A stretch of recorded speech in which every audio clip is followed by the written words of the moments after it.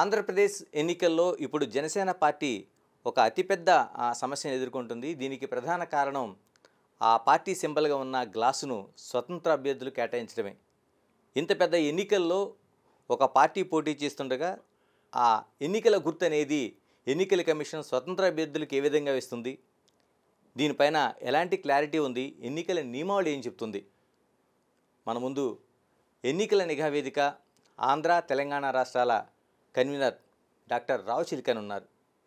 రావు గారు నమస్తే. నమస్కారం.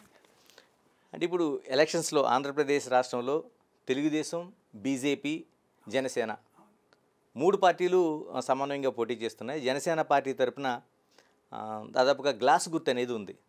ఆ పార్టీ 21 స్థానాల్లో పోటీ చేస్తూ ఉంది. కానీ ఇప్పుడు మిగిలిన స్థానాల్లో జనసేనకు కాకుండా స్వతంత్ర అభ్యర్థులకి పోటీ చేస్తుంటే ఆ స్వతంత్ర అభ్యర్థులకి గాజు గ్లాసుకు కేటాయించింది. అంటే దాదాపుగా 50 నియోజకవర్గాల్లో కేటాయింపు చేసింది. దీన్ని ఏ విధంగా చూడాల్సిన అవసరం ఉంటుంది? అలాంటి ఇలా కేటాయించచ్చా? ప్రస్తుతము ఎన్నికల కమిషన్కు ఉన్న నియమావళి ప్రకారం అది జరగడానికి సాధ్యం కాదండి. ఇది ఎందుచేతంటే 1968లోనే ఎలక్షన్ కమిషన్ పార్లమెంట్ ఆథరైజేషన్తో ఎలక్షన్ సింబల్స్ రెగ్యులేషను అలాట్మెంటు అని ఒక ఆర్డర్ ఒకటి పాస్ చేసిందండి. ఆ ఆర్డరే అమల్లో ఉంది ఇప్పటి వరకును. 2017లోను తర్వాత ఈ జనవరిలోనూ చిన్న చిన్న మార్పులు జరిగాయి. కానీ ప్రాథమికంగా ఆ ఆర్డరే ఇప్పుడు అమల్లో ఉంది. అదే ఎలక్షన్ కమిషన్ అమలు చేస్తుంది కూడాను, అమలు చేయాల్సి ఉంది. దానికి మీరు చెప్పిన ఉదాహరణ దానికి వ్యతిరేకంగా ఉంది. అది ఎలాగా సాధ్యమైందో నాకు అర్థం అవటం లేదు. అంటే ఇప్పుడు దాదాపు 1 కాదు 2 కాదు 50 నియోజకవర్గాల్లో స్వతంత్ర అభ్యర్థులకు జనసేన పార్టీ ఎంచుకున్న గాజు గ్లాసును కేటాయించింది. అది అంటే ఎలా ఇది చెల్లుబాటు అవుద్దో? ఇప్పుడు ఆల్రెడీ అభ్యర్థులకి కేటాయించింది. ఇప్పుడు రికగ్నైజ్డ్ పార్టీలే కాకుండా స్టేట్ పార్టీల్లో రిజిస్టర్డ్ పార్టీలు కూడా కామన్ సింబల్స్ కొన్ని ఇస్తున్నారు. అది ఆ విధంగా జనసేన పార్టీ కూడా ఇచ్చి ఉన్నారు ఇంతకుముందు. ఇప్పుడు కూడా అదే అమల్లో ఉంది. అందుచేత ఇప్పుడు కూడా వారికి అదే ఇచ్చారు. అదే సింబల్ని మళ్ళీ ఇండిపెండెంట్ క్యాండిడేట్స్కి ఇవ్వడానికి అవకాశం లేదు నియమావళి ప్రకారం. ఈ నియమావళి ఎవరైనా చూడవచ్చు, వెబ్సైట్లో ఉన్నది. ఎన్నికల ఎలక్షన్ కమిషన్ ఆఫ్ ఇండియా వెబ్సైట్లోనూ నియమాలు ఉన్నవి. ఈ ఆర్డర్ 1968 ప్రకారం ఇది జరగడానికి వీల్లేదండి, అవకాశం లేదు దీనికి. రావు గారు ఇక్కడ ఒక ప్రధానమైన ప్రశ్న తీసుకొస్తున్నారు. రిజిస్టర్ పార్టీకి రికగ్నైజ్డ్ పార్టీకి మధ్య ఒక తేడా ఉంది. అంటే ఇప్పుడు జనసేన పార్టీని తీసుకుంటే ఇది రిజిస్టర్డ్ పార్టీ మాత్రమే, రికగ్నైజ్డ్ పార్టీ కాదు. కాబట్టి వాళ్ళు స్వతంత్ర అభ్యర్థులకి కేటాయించవచ్చు అనే ఒక వాదన ఒకటి వినిపిస్తుంది. అది ఉంచవచ్చు, కానీ అలా కదండి. అంటే ఇప్పుడు రికగ్నైజ్డ్ పార్టీస్కి అయితే సింబల్స్ ఉంటాయి, కామన్ సింబల్స్ ఇస్తారు, అది బాగానే ఉంది. రిజిస్టర్డ్ పార్టీస్ కూడా ఇస్తారు, కామన్ సింబల్స్ ఇస్తారు. అవి ఇచ్చారు కూడాను. ఇప్పుడు జనసేన పార్టీ కూడా అలాగే ఇచ్చారు. అది అందుచేత ఇచ్చిన తర్వాత మళ్ళీ అదే common free symbols, free unreserved symbols కింద వెబ్సైట్లో పెట్టి అభ్యర్థుల్ని మీరు దీంట్లో సెలెక్ట్ చేసుకోవచ్చు అని అనడానికి వీల్లేదు. పార్టీలు ఉన్న ప్రకారం ఈ పార్టీలు ఇండిపెండెంట్ అభ్యర్థులు ఉన్నారంటే వారు ఎలక్షన్ సింబల్స్లో వారు స్వయంగా సింబల్స్ చెప్పడానికి వీల్లేదు. కాకపోతే ఎలక్షన్ కమిషన్ ఒక సుమారు 200 సింబల్ని తయారు చేసింది. వాటి నుంచే అభ్యర్థులు సెలెక్ట్ చేసుకోవాలి. ఆ 200లోనూ కొన్ని కామన్ సింబల్స్ కొన్ని పార్టీలకు ఇచ్చేశారు, కొన్ని రికగ్నైజ్డ్ పార్టీస్కి ఇచ్చారు, కొన్ని స్టేట్ పార్టీస్ రిజిస్టర్డ్ పార్టీస్కి కూడా ఇచ్చారు. అదేవిధంగా జనసేన పార్టీ కూడా ఇచ్చారు. అదే అలాంటి సింబల్స్ మళ్ళీ ఇండిపెండెంట్ అభ్యర్థులు వాళ్ళు సెలెక్ట్ చేసుకోవాల్సినప్పుడు వాళ్ళు స్వయంగా ఊహించి వాళ్ళు సింబల్ నాకు ఇది కావాలి అని అడగలేరు. కాకపోతే ఎలక్షన్ లిస్టులో ఉన్నటువంటి సింబల్స్, ఈ కామన్ సింబల్స్, తర్వాత ఈ రిజిస్టర్డ్ పార్టీస్కి ఇచ్చిన సింబల్స్, కామన్ సింబల్స్ తీసేసి మిగతా వాటిల్లో ఎవరో 3 అభ్యర్థి 3 సింబల్స్ని అడగవచ్చు. అంటే ఇప్పుడు మీరు చెప్తున్న ప్రకారం ఏదైతే ఎన్నికల కమిషన్ ఫ్రీ సింబల్స్గా పెట్టిందో ఈ ఫ్రీ సింబల్స్లోన జనసేన పార్టీకి సంబంధించిన గ్లాస్ గుర్తును కూడా పెట్టింది. ఉండకూడదు. ఉన్నది కాబట్టి ఈ ఇండిపెండెంట్ అభ్యర్థులు అది కూడా సెలెక్ట్ చేసుకున్నారు. అంటే రావు గారు ఇక్కడ ఒక వాదన తీసుకొస్తున్నారు. జనసేన పార్టీ ఆంధ్రప్రదేశ్ రాష్ట్రంలో 175 స్థానాల్లో కేవలం 21 స్థానాల్లో పోటీ చేస్తుంది కాబట్టి మిగిలిన స్థానాల్లో ఆ పార్టీ పోటీలో లేదు కాబట్టి స్వతంత్ర అభ్యర్థులకు ఇచ్చే అవకాశం ఉందని ఒక వాదన తీసుకొస్తున్నారు. ఇది కరెక్టేనంటారా? లేదండి. అదే రాష్ట్రంలో ఒక సింబల్ ఒక పార్టీకి ఇచ్చినప్పుడు అది ఇతరులకి ఇండిపెండెంట్లకి ఇవ్వకూడదు. అది ఇండిపెండెంట్లకి అది అవైలబుల్గా చూపించకూడదు కూడాను. అది బహుశా ఆ లిస్టులో వారు ఈ వెబ్సైట్లో ఇచ్చిన సింబల్స్లో మీరు దీంట్లో ఈ లిస్టులో సెలెక్ట్ చేసుకోండి అని నామినేషన్ చేసే ముందు అభ్యర్థికి ఇచ్చేటప్పుడు ఈ గ్లాస్ సింబల్ ఉండకూడదు దాంట్లో. బహుశా అది దాంట్లో ఉండటం వల్ల ఇవి అభ్యర్థులు కూడా అడిగి ఉంటారు. అలాగా అభ్యర్థులు అడిగినప్పటికీ కూడా దాంట్లో ఒక అభ్యర్థికి ఇచ్చిన తర్వాత రెండో అభ్యర్థికి ఇవ్వడానికి వీల్లేదు. 50 మందికి ఇవ్వడం అనేది అసందర్భం. అది అంటే వివిధ ప్రాంతాల్లో ఇచ్చారు. వివిధ ప్రాంతాల్లో అయినా అదే రాష్ట్రంలో అది సాధ్యం కాదండి. అంచేత అంటే లాటరీ సిస్టమ్ పెట్టి ఇద్దరు అభ్యర్థులు ఏదో ఎన్నికల్లో అడిగిన ప్రయారిటీలో నంబర్ 1, 2, 3లో ఇద్దరు అభ్యర్థులు కూడా నంబర్ 1లోనే ఇచ్చినట్టయితే దాంట్లో లాటరీ సిస్టమ్ ప్రకారం ఒకరికే ఇవ్వాల్సి ఉంది. అంటే రావు గారు ఎలా సెలక్షన్ చేస్తారంటే ఇప్పుడు ఒక స్వతంత్ర అభ్యర్థిగా XYZ ఉన్నారనుకుందాం. ఆ అభ్యర్థి తను ఇండిపెండెంట్గా పోటీ చేస్తున్నాడు. స్వతంత్ర అభ్యర్థిగా ఎన్నికల కమిషన్ దగ్గరికి వెళ్ళాడు. ఆ 3 గుర్తుల్ని ఈయన ఎంచుకునే అవకాశం ఉంటుందా? అంటే ఫ్రీ సింబల్స్ నుంచి వాళ్ళే కేటాయిస్తారా? ఎలా జరుగుతుంది అసలు? లేదా 3 సింబల్ని అభ్యర్థి సెలెక్ట్ చేసుకుంటాడు. నామినేషన్ వేసే ముందు ఆ నామినేషన్లో సెలెక్షన్ చేసినప్పుడు వెబ్సైట్లో ఉన్న లిస్ట్ చూసి 190 ఉన్నాయి లిస్ట్ సింబల్స్ ఉన్నవి. దాని నుంచి అభ్యర్థి 3 సెలెక్ట్ చేసుకుంటాడు. First priority, second priority, third party. ఆ ఏ సింబల్ ఇవ్వాలనే నిర్ణయం చేసేది ఆ రిటర్నింగ్ ఆఫీసర్ చేస్తాడు. అందులో కూడా స్వతంత్ర అభ్యర్థి నాకు ఇది కావాలని అడగడానికి వీలేదు. చాయిస్ ఇవ్వాలి. First preference, second preference, third preference ఇస్తే దాంట్లో ఈ సెకండ్ ఇక ముందే ఎవరికైనా ఇచ్చేసినట్టయితే ఆ ఫస్ట్ ప్రిఫరెన్స్ ఇవ్వరు, సెకండ్ ప్రిఫరెన్స్ ఇస్తారు, లేకపోతే థర్డ్ ప్రిఫరెన్స్ ఇస్తారు. ఆ విధంగాను ఒకవేళ ఇద్దరు అభ్యర్థులు అదే ఒకే ప్రిఫరెన్స్లో అడిగినట్టయితే లాటరీ వేసి ఎవరికి సింబల్ అడిగారో వాళ్ళకి ఇచ్చి రెండో వాళ్ళకి ఇంకొకటి ప్రపోజ్ చేస్తారు. మళ్ళీ 3 ప్రపోజ్ చేస్తారు వాళ్ళకి. రావు గారు మీరు చాలా ఎన్నికలు చూస్తుంటారు. ఎన్నికల నిఘా వేదిక తరపున ఓటర్లను చైతన్యపరచడంతో పాటు ఎన్నికల కమిషన్తో సైతం అంటే స్వతంత్ర ప్రతిపత్తితో పనిచేస్తున్న ఎన్నికల కమిషన్ కూడా ఏ విధంగా పనిచేస్తుంది దాన్ని కూడా మీరు వాచ్ చేస్తున్న పరిస్థితులు ఉన్నాయి. ఒక డైరెక్షన్స్ కూడా ఇచ్చిన చాలా ఘటనలు ఉన్నాయి. మీరు ఇప్పుడు చూస్తుంటే అంటే దాదాపుగా ఆంధ్రప్రదేశ్ రాష్ట్రంలో 50కి సుమారుగా సేమ్ జనసేన పార్టీకి కేటాయించిన గాజు గ్లాస్ని కేటాయించారు ఇంత పెద్ద ఎత్తున. మీకు ఇందులో ఇంత డెలిబరేట్గా ఇచ్చిన దాంట్లో ఎలాంటి ఉద్దేశాలు కనిపిస్తున్నాయి అసలు మీకు? అంటే ఇది ఎలక్షన్ కమిషన్ ఒక కాన్స్టిట్యూషనల్ బాడీ అండి. ఇండిపెండెంట్గా అటానమస్గా నిర్ణయాలు తీసుకునే హక్కు ఉన్నది. ఆ శక్తి సామర్థ్యాలు కూడా ఉండాలి దానికి సాధారణంగా పార్టీలకు అతీతంగా వీరు వ్యవహరించవలసి ఉంది.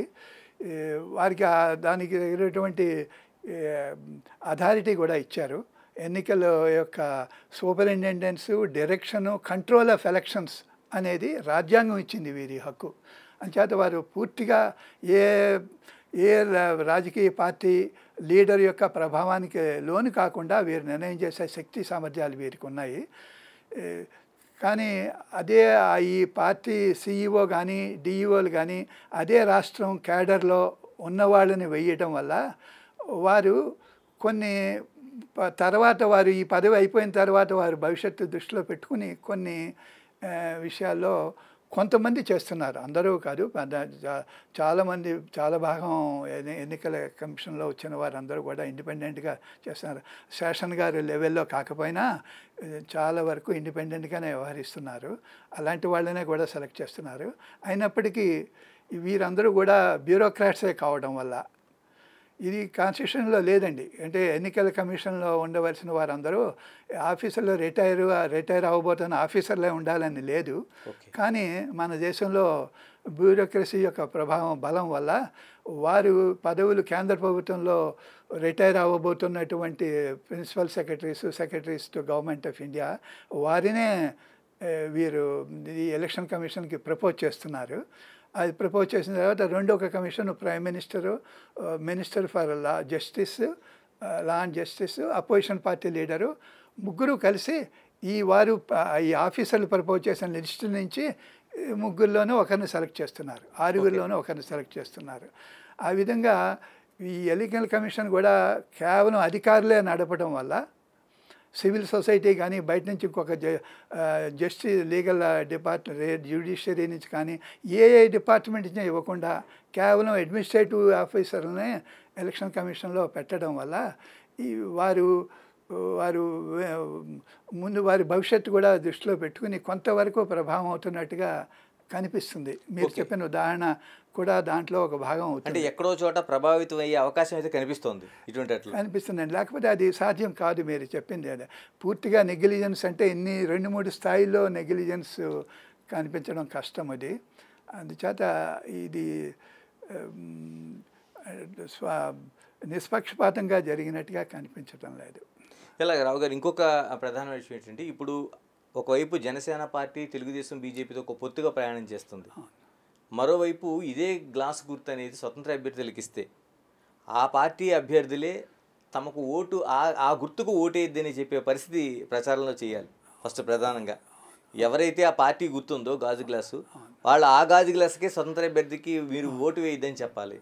మరోవైపు ఇంత కన్ఫ్యూజన్ మధ్య శాంతి భద్రతల సమస్య తలెత్తే అవకాశం లేదండి? అవునండి, ఉందంటారా? ముఖ్యంగా ఆంధ్రప్రదేశ్లో ఇప్పుడున్న వాతావరణంలో అది మేము ఎన్నికల నిఘా వేదిక తరఫున మేము భయపడేది ఏమిటంటే, మా కార్యకర్తలను కూడా రంగంలోకి ఎక్కడ కనిపించొద్దు. ఎందుకు చెప్తున్నామంటే, ఈ ఒక హింసాత్మకమైనటువంటి వాతావరణం ఏర్పడుతుంది, ఇంకా పెరుగుతుంది, ఎలక్షన్ దగ్గరికి వచ్చేవాడు ఇంకా పెరుగుతుంది. అందుచేత మేము కూడా చాలా జాగ్రత్తగా ప్రవర్తించవలసి ఉంది ఈ వాతావరణంలోనూ. కాకపోతే మీరు చెప్పిన ఉదాహరణను బట్టి అసలు ఈ సింబల్స్ యొక్క ప్రాముఖ్యతే మన దేశంలో అవసరం లేదండి ఇప్పుడు. ఎందుచేతంటే మనం 1951లో ఎలక్షన్స్ మొదలుపెట్టినప్పుడు, జనరల్ ఎలక్షన్స్ మొదలుపెట్టినప్పుడు మీరంటే పార్టీలకు గుర్తులు ఉండాల్సిన అవసరం లేదండి? పార్టీ గుర్తులు పెట్టుకోవచ్చు కావాలంటేనే, అంతేగాని ఎలక్షన్ కమిషన్ వేరే గుర్తులు ఇచ్చి గుర్తు ఇచ్చి ఆ పార్టీ కోరుకోమని వీరే గుర్తు ఇవ్వడము, ప్రజలు ఆ గుర్తుని చూసి ఓటేయమనడం, అది ఈనాడు ఉపయోగకరం లేదండి. ఏ పార్టీకి ఆ పార్టీ వారి సింబల్స్ ఉంటాయి, వాళ్ళ జెండాలు ఉంటాయి, ఆ సింబల్స్ ఏదో వాళ్ళే ఇచ్చుకోవచ్చు కదా. పార్టీ గుర్తులు వాళ్ళే ఇచ్చుకుంటారు. ఎన్నికల గుర్తులు ఉండాల్సిన అవసరం లేదండి. చాలా కీలకమైన కాదండి రావు గారు, మీరు చాలా కీలకమైన అంశం చెప్తున్నారు. ఒక ప్రతి ఎన్నికలకి మనకు అర్థమైంది ఏంటంటే, ఇల్లు అరక ఇలాంటివన్నీ తెలుగుదేశం పార్టీకి ఉంది, కంకి కొడవలి ఇలాంటిదేమో కమ్యూనిస్ట్ పార్టీలకు ఉన్నాయి. కానీ వాళ్ళకి పార్టీ గుర్తులు వేరే, ఎన్నికల గుర్తులు వేరే. మీరంటే ఎన్నికల గుర్తులు ఉండాల్సిన అవసరం లేదంటున్నారు. అవసరం లేదు. కాన్స్టిట్యూషన్లో లేదండి? ఏం లేదండి, కాన్స్టిట్యూషన్ లేదు, కాన్స్టిట్యూషన్ సంబంధం లేదు, అసలు పార్లమెంట్ యాక్ట్తో కూడా సంబంధం లేదు దీనికి. ఈ ఎలక్షన్ కమిషన్ ద్వారా చేసిన మార్పులు ఇవి. వాటికి ఆ స్వాతంత్ర్యం ఉంది, హక్కు ఉన్నది చేయటానికి. కానీ అప్పుడు ఆ కాలంలో 1951లో అది అవసరం అయి ఉండొచ్చు అలా సింబల్స్. ఇంచేతంటే 70% వరకు నిరక్షరాస్యులు ఉన్నారు కాబట్టి అంచేత అప్పుడు ఆ అవసరం ఉండొచ్చు. అంటే కేవలం వాళ్ళ కోసం పెట్టిందే ఇది, అప్పుడు పెట్టిందేనండి అది. ఇప్పుడు ఈనాడు అందరూ చదువుకున్న వాళ్ళు ఉన్నారు, చదువుకోగలరు, కనీసం బొమ్మ ఫోటో అయినా చూసి వేయగలరు తప్ప, ఇంకా ఫోటో కూడా పక్కన పెట్టి అభ్యర్థిని పక్కన పెట్టి ఏదో ఒక గుర్తుకి వేయటం అనేది ఎవరికి వేస్తున్నట్టు? పార్టీకి వేస్తున్నారా, అభ్యర్థికి వేస్తున్నారా? ప్రజాస్వామ్యం అభ్యర్థులతో నడుస్తుందా, పార్టీల ద్వారా నడుస్తుందా? పార్టీలు అనేది పొలిటికల్ పార్టీలు అనేది రాజ్యాంగంలో ఎక్కడా మెన్షన్ చేయలేదండి. 1951 తర్వాత యాక్ట్ అయిన తర్వాత షెడ్యూల్లో ఎలక్షన్ పద్ధతి నడిపించడం కోసం అని చెప్పి పార్టీల ప్రస్తావన జరిగింది తప్ప రాజ్యాంగంలో పొలిటికల్ పార్టీలకి మనకు పాత్ర ఏమీ లేదండి. అప్పటికి రాజ్యాంగ కార్యకర్తలు అందరూ రూపురేఖలు దిద్దినటువంటి ఫౌండర్స్ అందరూ కూడా అప్పటికి పొలిటికల్ పార్టీల్లో ఉన్నారు. అంబేద్కర్ ఉన్నాడు, అప్పుడు పార్టీ పెట్టాడు. ఎంఎన్ రాయ్ పెట్టాడు. అప్పుడు జవహర్లాల్ నెహ్రూ గారు ఇంగ్లాండ్లో ఉన్నప్పుడు పొలిటికల్ పార్టీలో ఉండేవారు. కాంగ్రెస్ పార్టీ కూడా ఉండేది. అయినప్పటికీ కూడా రాజ్యాంగంలో పొలిటికల్ పార్టీల యొక్క ప్రస్తావన లేదు. వారు ఇటువంటి ఇప్పుడు వారు వహిస్తున్నటువంటి పాత్రని వాళ్ళు ఊహించలేదు. అందుచేత కేవలం అభ్యర్థిని ఎన్నుకోవడానికి కోసం అని చెప్పి అభ్యర్థికి సింబల్స్ ఇవ్వమన్నారు తప్ప ఒక పార్టీ సింబల్ని ప్రభావితం చేసి అభ్యర్థి యొక్క ముఖం పేరు గుర్తు లేకుండా మారిపోయింది. ఇప్పుడు పెర్వర్షన్ వచ్చేసింది. ఇప్పుడు మనం వేస్తుంది సింబల్కి వేస్తున్నాము, పార్టీకి వేస్తున్నాము. మరి ఎలా గుర్తుపట్టాలంటారు అసలు? ఫోటో ఉంది కదండి, వ్యక్తి ఫోటో ఉంది. ఇప్పుడంటే ఫోటోలు వచ్చినాయి, ఒకప్పుడు ఎన్నికల్లో ఫోటోలు ఉంటుంటాయి. అప్పుడు పరిస్థితి ఇప్పుడు కాదు కదండి.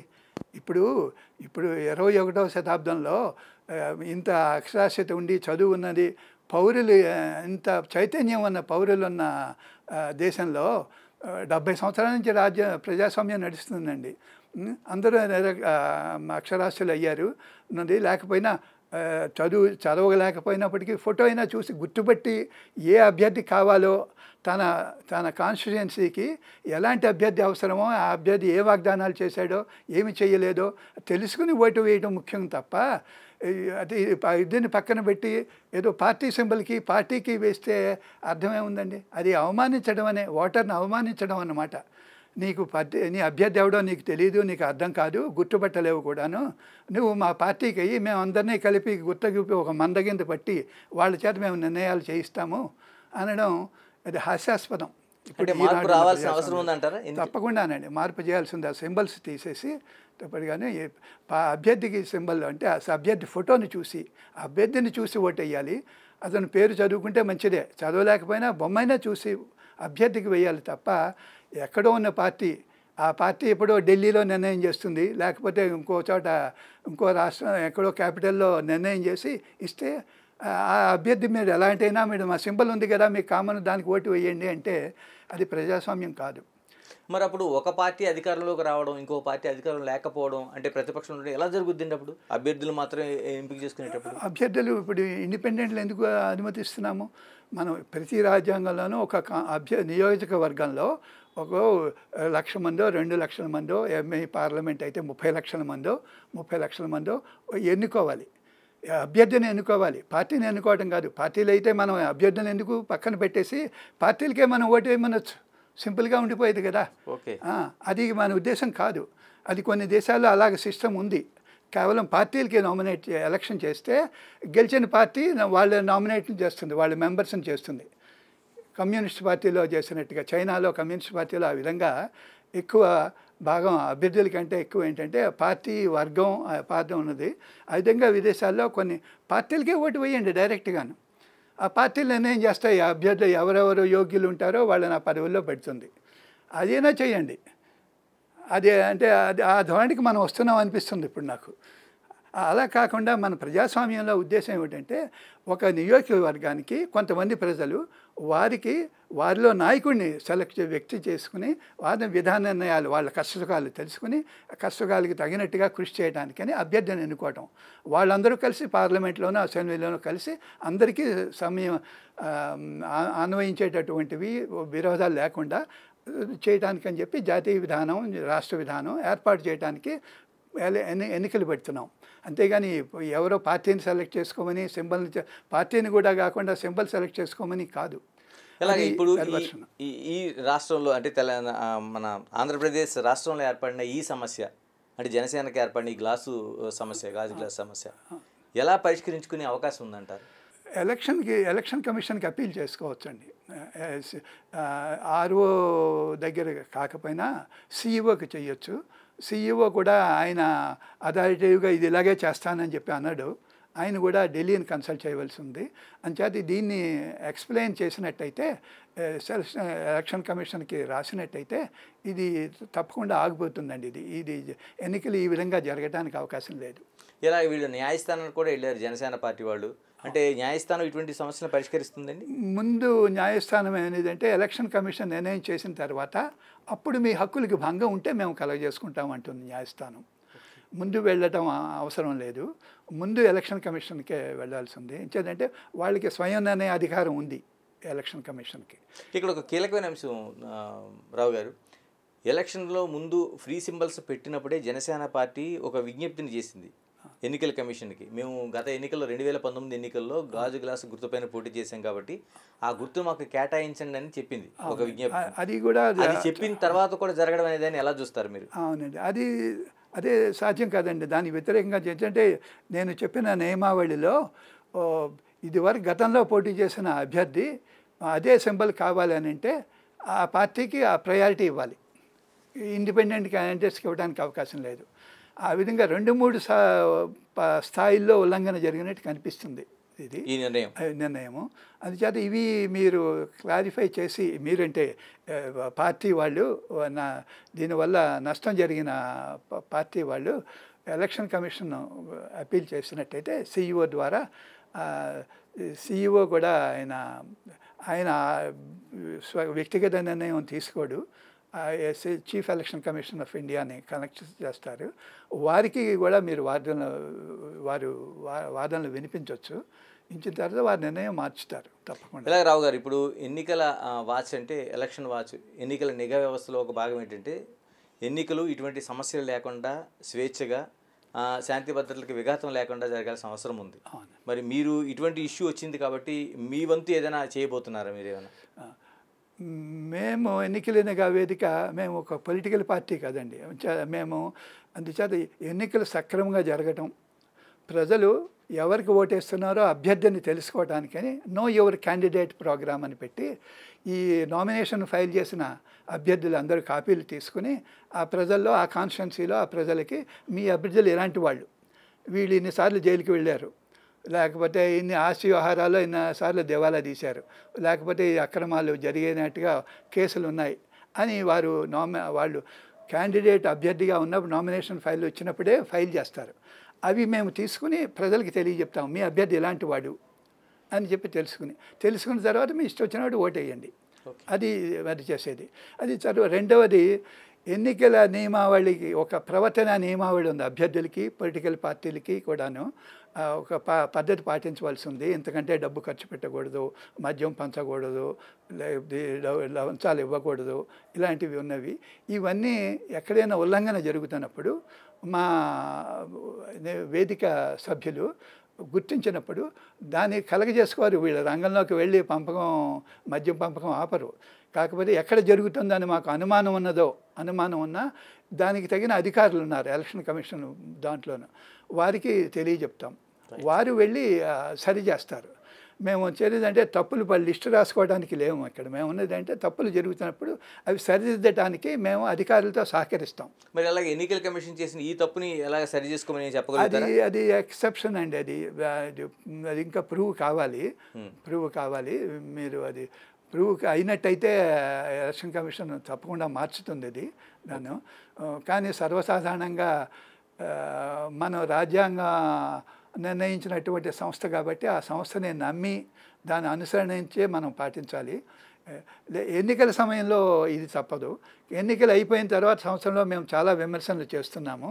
మీకు చెప్పినట్టుగా ఈ ఎలక్షన్ కమిషన్ కేవలం రిటైర్ అవ్వబోతున్న ప్రభుత్వ అధికారులతో ఉండటము, వారిలో కూడా ఎలక్షన్ కూడా రూలింగ్ పార్టీ ఏదైతే అధికారంలో ఉందో వారే సెలెక్ట్ చేసేటటువంటి అవకాశం ఇవ్వడం అనేది ఇప్పుడు ఉన్నది. మేము సుప్రీంకోర్టు కూడా వెళ్ళాము దీని మీద, ఈ composition of the election commission బాగులేదని. కానీ ఇప్పుడు ఎలక్షన్లు జరుగుతున్నాయి కాబట్టి సుప్రీంకోర్టు ఈ విచారణ దాన్ని పోస్ట్పోన్ చేసింది, ఆ తర్వాత వస్తుంది. ఇలాంటివిని మనం బలవంతమైన నిష్పక్షపాతమైన ఫ్రీ అండ్ ఫెయిర్ ఎలక్షన్ జరిగేటటువంటి ఎలక్షన్ కమిషన్ అవసరము. దానికి రాజ్యాంగంలో సరి అయినటువంటి హక్కులు ఇచ్చారు వీరికి. వారిని ఆచరణలో పెట్టేటటువంటి శక్తి సామర్థ్యాలు ఉన్న వ్యక్తులు దాంట్లోకి రావడం లేదు. కొంతమంది వస్తున్నారు, చాలామంది వచ్చారు. దాని చేత ప్రపంచంలో ఇతర ఎలక్షన్ కమిషన్స్ చూసుకున్నట్టయితే మన దేశం చాలా మెరుగు. ఆ విధంగా గర్వపడవలసిన విషయమే. కానీ ఎక్కడికినప్పటికీ ఏంటంటే మన దేశంలో లోపాలు అన్నీ మన మనుషుల్లో లోపాలు ఉన్నట్టేనే ఎలక్షన్ కమిషన్లో ఎలాంటి లోపాలు ఉన్నాయి. ఇవి సరిదిద్దడానికి మనం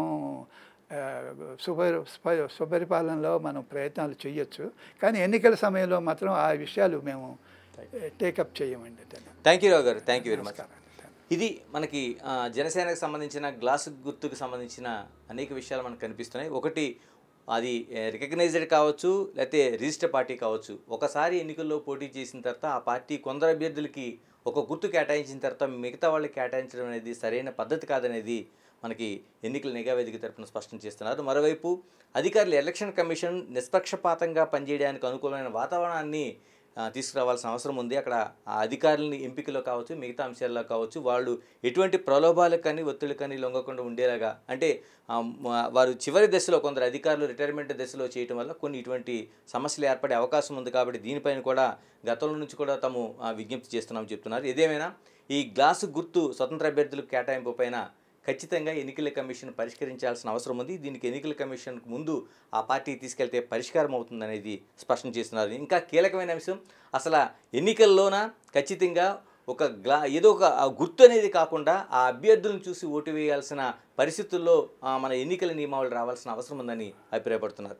signing off, this is Ganesh.